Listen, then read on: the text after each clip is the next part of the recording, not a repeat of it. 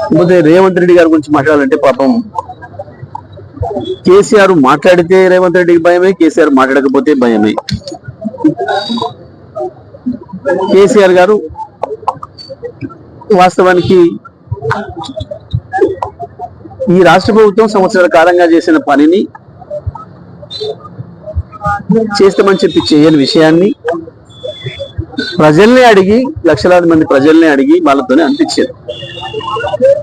ఏమో నేను అనుకుంటుంది నిజమా కాదా, మా పార్టీ భావిస్తుంది నిజమా కాదా అని చెప్పి వచ్చిన లక్షలాది మంది ప్రజల్ని ప్రశ్నిస్తే వాళ్ళే చెప్పారు రేవంత్ రెడ్డి ప్రభుత్వ పని విధానం ఏందో.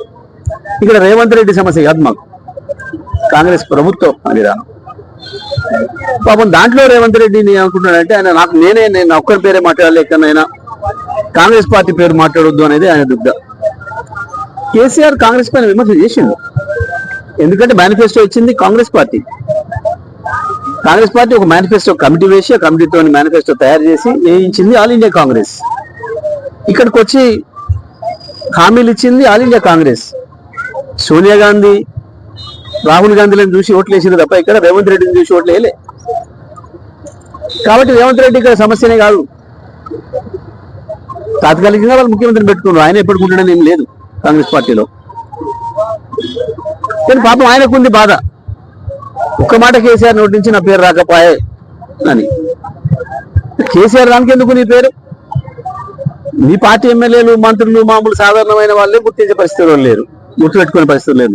ఎక్కడ గుర్తుపెట్టుకుంటారు? ఏదైనా ఒకటి గుర్తుపెట్టుకునే పని చేస్తే గుర్తుపెట్టుకుంటారు.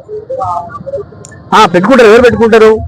లగచర్ల బాధితులు గుర్తుపెట్టుకుంటారు, నీ హైదరాబాద్ బాధితులు గుర్తుపెట్టుకుంటారు, నీ మూసి బాధితులు గుర్తుపెట్టుకుంటారు, లేదా నీ చేత చంపబడ్డ గురుకుల విద్యార్థుల తల్లిదండ్రులు, కుటుంబ సభ్యులు గుర్తుపెట్టుకుంటారు.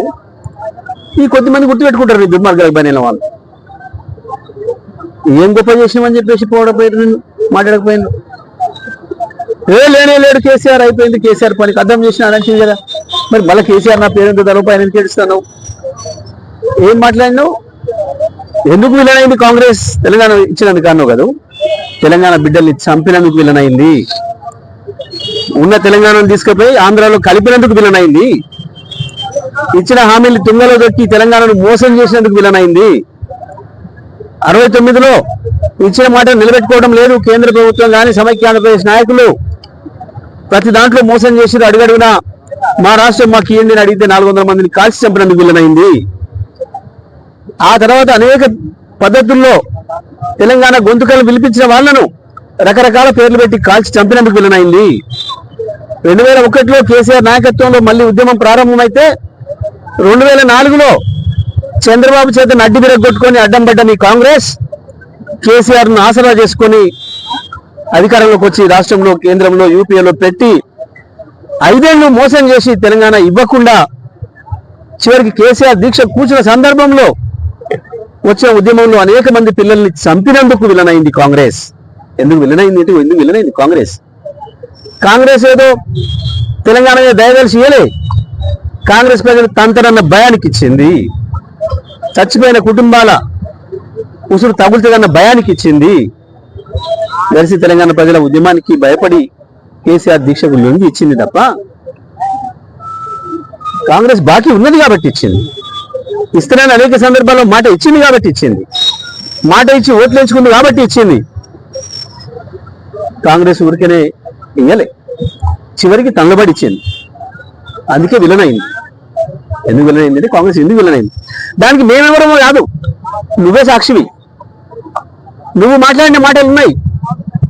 సోనియా గాంధీ బలిదేవత అని నువ్వు మాట్లాడిన ఉపన్యాసం ఇప్పటికి కూడా తిరుగుతూనే ఉంది, ప్రజల చెవుల్లో మారు మోగుతూనే ఉంది. నువ్వు మాట్లాడిన మాటలన్నీ సోనియా గాంధీ గురించి. మేము మాట్లాడలే, కేసీఆర్ ఎప్పుడు మాట్లాడలే. కేసీఆర్ ఎప్పుడు బలిదేవత అనలే సోనియా గాంధీని. ఇచ్చి తీరాలి, నువ్వు మాట ఇచ్చిమని అడిగాడు.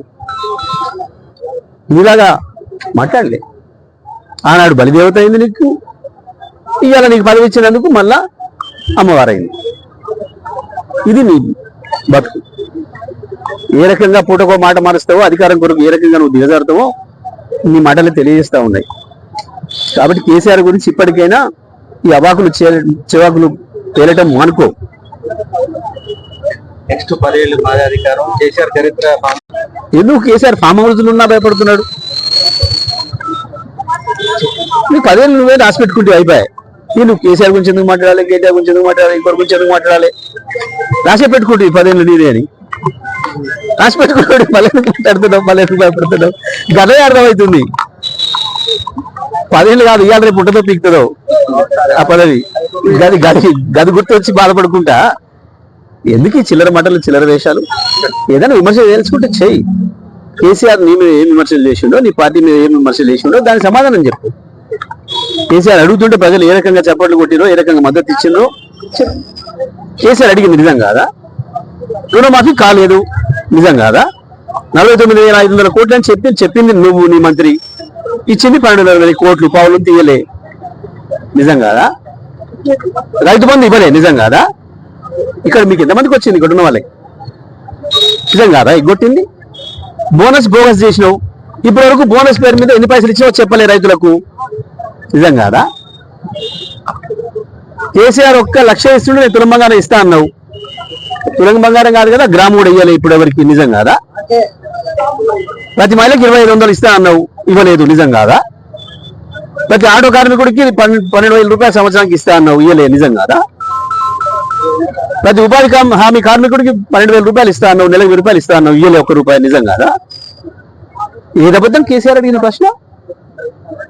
అక్షరం అక్షరం నిజమే కదా, అన్ని అక్షరాలు సత్యమే కదా. కాదని మేము మాట్లాడకుండా 10 ఏళ్ళు నేనే ఉంటా, ఇంకా కేసీఆర్ రానే రాడు. మరి ఎందుకు ఆడుకో మంచిది కబడ్డీ ఇక్కడ రోడ్ల మీద లైసెన్స్లు ఆడుకోపోయి. నీ తెలియలేని మాటలు, ఈ భయం నుంచి లోపల ఏడబిత్తులో నన్ను అన్న భయం నుంచి వస్తున్నట్టున్నాయి. ఇప్పటికైనా కేసీఆర్ మీద అవాకులు చివాకులు పేలడం మానుకుంటే మంచిది. రేవంత్ రెడ్డి కావచ్చు, కాంగ్రెస్ నాయకులు ఎవరైనా కావచ్చు. ఉత్తమ్ కుమార్ కు ఏమొస్తుందో ఏం రాదో అర్థం కాదు. ఆయనకి ఇచ్చిన 2 శాఖలలో విఫలమైండు. ఇప్పటి వరకు సివిల్ సప్లైస్ మంత్రిగా 1 కారు కూడా లెక్క చెప్పలే. మొదలొచ్చిన యాసింగ్లో ఎంత పంట కొన్నాడు, ఎన్ని పైసలు ఇచ్చిండు, ఎంత బోనస్ ఇచ్చిండు చెప్పలే ఇప్పుడు లెక్క అడిగితే. మొన్న మానకాలం ఎంత కొన్నాడు, ఎన్ని పైసలు రైతులకు వచ్చినాయి బోనస్ రూపంలో చెప్పలే. ఈ యాసింగి మొదలు పెట్టినాం, ఇంకా కళ్ళాలు మొదలు పెడుతున్నటువంటి అయిపోయింది సగం పైన. ఆయన సొంత నియోజకవర్గం అయితే 0, ఏమీ లేదు. ఎంత కొన్నాడో చెప్తలే, దా లెక్కలు తెలుస్తలే. కాళేశ్వరం మీద పాడిందే పాడరా అని ఏదో ఉంది కదా సామెత పని లెక్క. ఒకటే పట్టుకున్న ఎన్డీఎస్సీ అని ముండేసే ఏమేసే అదో ఇండియా రిపోర్ట్ మేము ఎన్నడూ చెప్పినాం. ఒక దాని మీద 3 సార్లు నివేదికుంటారా? ఏమైంది? ఈ సభ జరుగుతుంది, కేసీఆర్ సభ జరుగుతుంది, ప్రజలు తండోపతండాలు కదులుతున్నారు. ఈ టైంలో మళ్ళొకటి డైవర్ట్ చేసే పని, ఏదో పనికిమాల చర్చ ముందుకు తెద్దామని చెప్పి మీరు పథకం ప్రకారం చర్చ తెచ్చే ప్రయత్నం చేసిర్రు. తుస్సుమన్నది అది. హాజరైన లక్షలాది మంది ప్రజల ముందట, చూసిన కోట్లాది మంది ప్రజల ముందట నీ రాహుల్ గాంధీని తీసుకొచ్చుకున్న సభ తుస్సుమన్నది. ఎవడు పట్టించుకోలే, రాహుల్ గాంధీ వచ్చిపోతే ఇంటి పక్క కూడా పట్టించుకోలే, ఆడికొచ్చిండు ఏం చెప్పిపోయిండు అనేది ఎవడిలే. ఆ హైటెక్ సిటీలు అనేది పెట్టారు, అందులో పనిచేసే పిల్లలకు కూడా తెలియదు ఆయన వచ్చిపోయిన సంగతి. గట్ల ఉంది మీ పరిస్థితి, మీ నాయకుడు గొప్పతనం గట్ల ఉంది. గవి చేతగాక ఏందో ఎన్డీఎస్ఏ బొంగులేసే ఏందో ఉందట దాంట్లో, దాంతో నిండు పీకుతాడట. ఏంది ఆయన చేసేది దాంతో? ఏముంది అందులో? పెట్టు, అసలు పెడతాను, పెట్టి చర్చ చూద్దాం. ఎవరి బతికి ఉందో తెలుస్తుంది. దమ్ములక చేతగాక కరెంటు కొని రైతాంగానికి నీళ్ళు ఇచ్చే ఇష్టం లేక, కరెంటు కొంటే కమిషన్ రాదు కాబట్టి కరెంటు కొనక లిఫ్ట్ ఇరిగేషన్లు ప్రారంభం చేయక లక్షలాది ఎకరాలను ఎండబెట్టే దుర్మార్గులు వీళ్ళు. మేము ఛాలెంజ్ చేసినాం, ఇవాళ కూడా మళ్ళీ ఛాలెంజ్ చేస్తున్నాం. కాళేశ్వరం మేడిగడ్డ ప్రాజెక్టు మాకు అప్పచెప్పండి, 3 రోజులలోనే నీ నేలమరికి నీళ్లు తీసుకొస్తా, నీ నడుగుడంపు నీళ్లు తీసుకొస్తా అని చెప్పి ఛాలెంజ్ చేసిన దమ్ముంటే ఇప్పటికైనా మేము సిద్ధంగా ఉన్నాం. ఇవాళ ఇచ్చిన 3 రోజుల్లో నీళ్ళు ఇస్తామని చెప్తున్నాం. మేము అన్ని మంచిగా ఉన్నాయి, సున్నీల మంచిగా ఉంది, అన్నాల మంచిగా ఉంది, మేడిగడ్డ మంచిగా ఉంది. మేడిగడ్డ ప్రాజెక్టు మీద పోయి మేము నిలబడ్డమని కదా కేసు పెట్టిండ్రు. డ్రోన్ కెమెరా వేసారు మా పర్మిషన్ లేకుండా అని. అక్కడనే అర్థమైపోయింది కదా వీళ్ళ చేతగంతనము. ఉత్తమ్ కుమార్ రెడ్డి ఉత్త మాటలు, ఉత్త కోతలే తప్ప, ఉత్తర కుమార్ ప్రగల్భాలు తప్ప అందులో అక్షరం నిజం ఉండదు. ఇప్పుడు మాట్లాడి అర్థమైపోయింది, ఏముండదు ఆ ఎన్డీఎస్సీలో.